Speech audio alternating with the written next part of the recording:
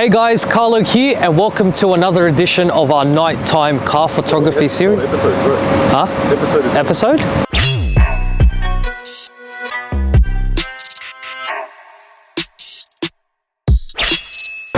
Hey guys, Karlo here and welcome to another episode of our night car photography series. Now in this episode we're going to be talking about aperture and focal length. We were talking about how using aperture to expose your shot is quite crucial to let in more light. So the lower that your aperture is, the more light gets into your camera. But today we're going to be talking about how it controls the depth of field and how much bokeh is in your photos. Now, the more bokeh in your photos isn't necessarily better. Sometimes it can actually affect it in a negative way.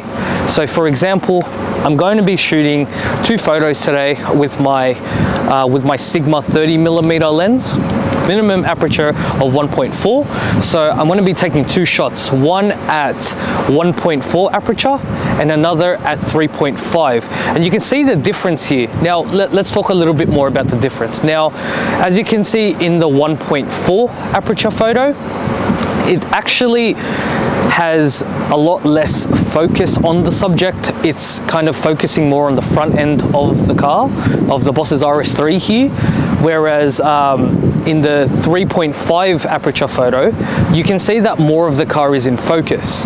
Now, sometimes it's quite good to have a blurry background with more bokeh, but in this case it's actually blurring out the back wheel. And we'll zoom in the 1.4 aperture photo here. As you can see, the back wheel is actually out of focus, whereas in the 3.5 aperture photo you can see that it's a little bit more in focus, but it's not too high that, you know, the photos too underexposed. So you have to find a really good balance sometimes, and you got to make sure that you're not compromising the actual, you know, depth of field or the focus in the photo. So that's pretty much aperture in a nutshell. I guess you got to take that into consideration when taking photos as well. Always a good idea to compromise, you know, your focus in your photos for more light. You know, there's other ways to work around that, as I kind of discussed in the last video. And if you haven't watched the video again, make sure you go watch that video, and yeah, comment down below if you like these videos. So let's talk about focal length. Now, focal length is very important to take into consideration when taking photos of your car. Now, focal length can range anywhere from 18mm all the way up to 200mm, but the most common focal lengths used in car photography are 24mm, 35mm, and 50mm. So out of the three most common focal lengths used in car photography, the most popular one would have to be the 35mm 1.4 prime lens. Now I say this because it's a good balance between getting enough backdrop in your photo, but also getting enough of the subject in the shot as well, without having to stand too far back. Now, comment down below what focal length you guys use and what your favorite focal length to shoot your car is in.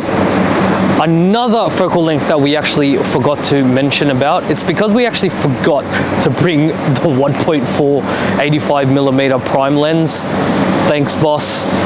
But yeah, we forgot to bring it today. That's really good for detailed shots. It's probably one of our favorite lenses to use, as well as a 35mm prime lens as well, 1.4. So that pretty much wraps up our video. Thank you so much for watching. Now comment down below what your key takeaways from this video are, and if you liked the video or if you want to see more of these videos.